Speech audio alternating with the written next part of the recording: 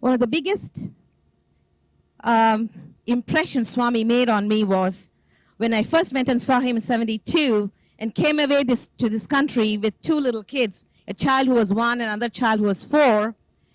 And when we landed here back in 72 in 73, I was struck by a strange illness. The doctors could not figure out what in the world was wrong with me. Neither the Mayo Clinic nor anybody in Boston could figure out. I just was extremely, extremely weak, and I couldn't even breathe, and I was laid out in bed. And in those days, the Indian population was very, very small, let alone the Sai community. There was not a single center in the entire East Coast.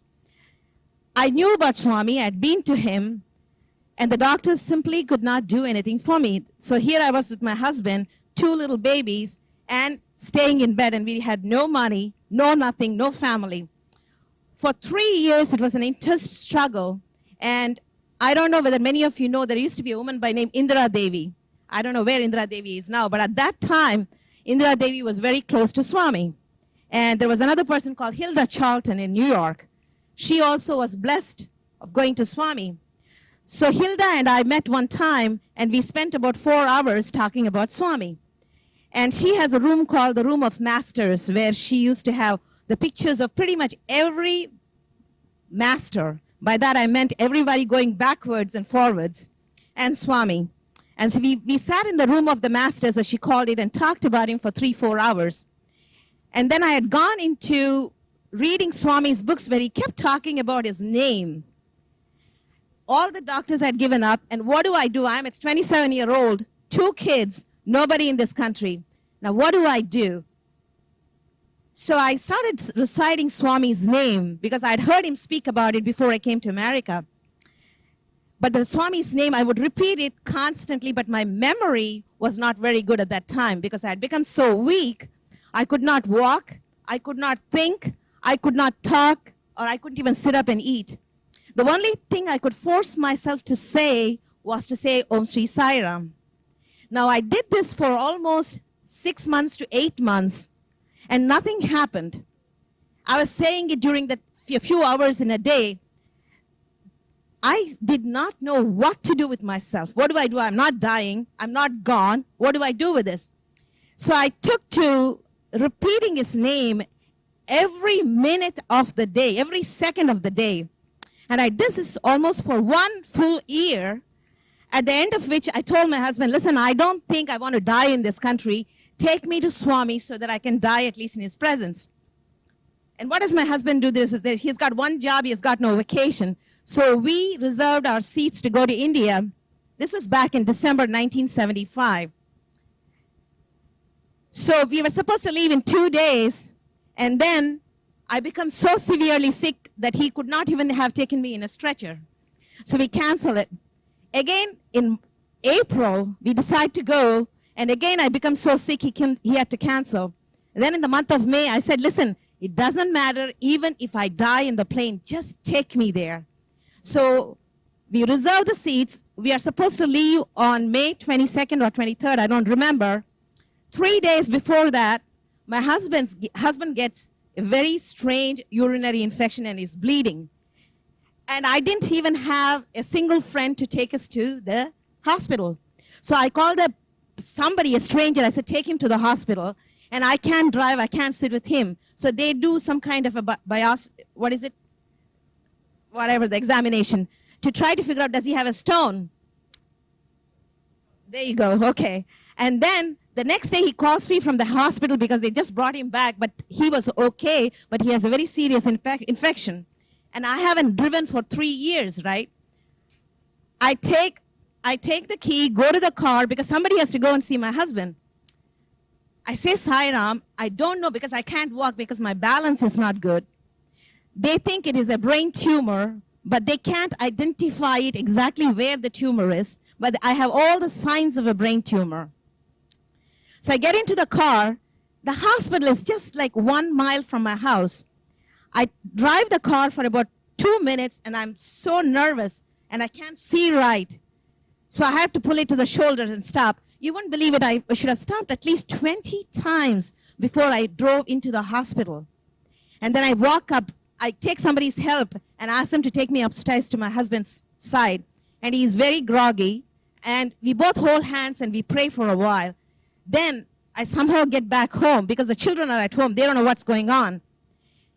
And he says, Saro, don't cancel the flight. Let's go day after tomorrow. And he's still bleeding and he still has an infection.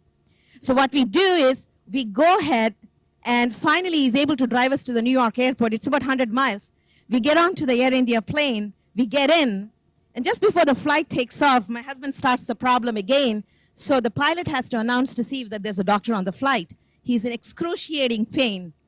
So he takes some medication. Somebody gives him something. If you could imagine this husband and wife, late 20s, my husband is in the early 30s, with two little kids, both of us so severely sick. We end up in Bombay, and Bombay can be very difficult in end of May and early June. And my parents are in Bangalore, and we tell them we are coming, we want to go to see Swami straight. So we make our way to Bangalore. My parents take us home.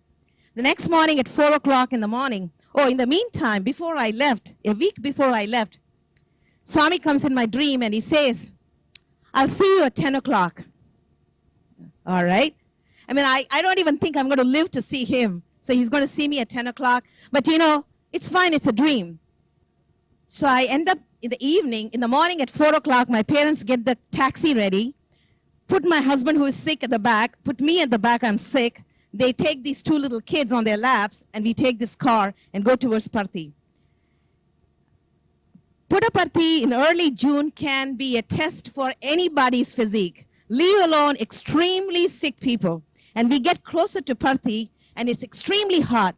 It's around 9 o'clock, mind you. We are going pretty slow, excuse me. About 10 miles from Puttaparthi, it is very stark. There is not a vegetation we could see. Very, very hot. And the taxis in 1976 were not like the taxis of today. We had a lot of difficulty, and the roads were very difficult. So the car stops. What's wrong with the car? The driver says, Amma, the belt is gone, and I don't even have water because there is a steam coming out of it. He said, you all wait here. I'll go to the next village and get water, and he's walking. And very good. And my mother looks around for a little bush, a tree, where she can put me and the kids because I'm wilting very fast. We find a very thorny bush, no tree. So she takes me and my children, puts us in there, and my husband is sitting in the car in that heat. I don't know how long it took this guy, but he brings back water and fills it up. And he says, Amma, we can go now. So, all right, let's go. We go to Puttaparthi. There's not a soul in Puttaparthi. Our hearts and our souls, you have this terrible sinking feeling. You've come after 3 years, you've made the final journey just to see him, and he's not here. So it's around 9:45 or so. So my mother says, listen, let them go to the accommodation office, whether Swami is here or not. Let's go and sit in the shade in front of Swami's house. So my mother takes me and puts me there. And usually when I become very sick, I would just meditate a little bit I was short of breath a lot. So I'm sitting there and next to my mother, and my husband and my father had gone to get the accommodation. We had closed my eyes, and I'm meditating a little bit just so I can breathe. So my mother shakes me up in a second. He says, open your eyes and see. In those days, all these fancy buildings were not there. And I opened my eyes. Swami is standing in the veranda looking at me and my mother. And he raised his hand. There's no other person there. So I'm thinking something is wrong. Maybe I'm still dreaming. Anyway, I'm sick. I'm probably dreaming. She says, no. And on the other side, in the meantime, my husband and my father had come, and they were standing next to us with the two children. So he looked up, Swami said, blessed. And then we had gotten the accommodation. And then my mother said, what is the time? What's the time? 10 o'clock. You see, my journey to Swami after 3 years of excruciating pain, and every minute where I could not breathe. I couldn't breathe even when lying in bed. And that evening, you see, there used to be no sick people or no chairs. There were only 2 lines of people, right? So my mother takes me in the afternoon and puts me at the back so that I can lean on the compound there as the wall, the parapet. So Swami comes to the veranda, and I'm thinking, probably it was a freak thing, he coming and seeing us at 10 o'clock. He gets out from the veranda, he makes a beeline, I'm at the back, he comes there, and he makes a vibhuti and puts in my hand. and I'm hollering and crying. Finally I have reached. I can die, and I'm hollering. And he says in Hindi, "Aise nahi rona," don't cry like this. I think I scared him stiff with my crying. So he went back and he goes to the men's side, and my husband is there, and he stands up and tells him. He says, "I brought my wife, she's sick." Swami says, "I know, come in." So he takes my parents first inside. They talk to him. They don't tell him, he doesn't ask them about my illness, and they don't tell him anything about my illness. They all come out. Then I and my husband go with my children. The first thing Swami does was, the rooms were even more rustic than what they are today, the interview rooms. There's this little old curtain. It was actually very old curtain. So he takes us inside. He closes the curtain. And you know how Swami stands next to you? He's like this. He looks at me. I'm probably an inch shorter than he is. So he looks at me and he says, in Tamil, in my language, he says, I don't know how many Tamilians are here. And he said, "Amma, enna thavippe enna paakradhukku."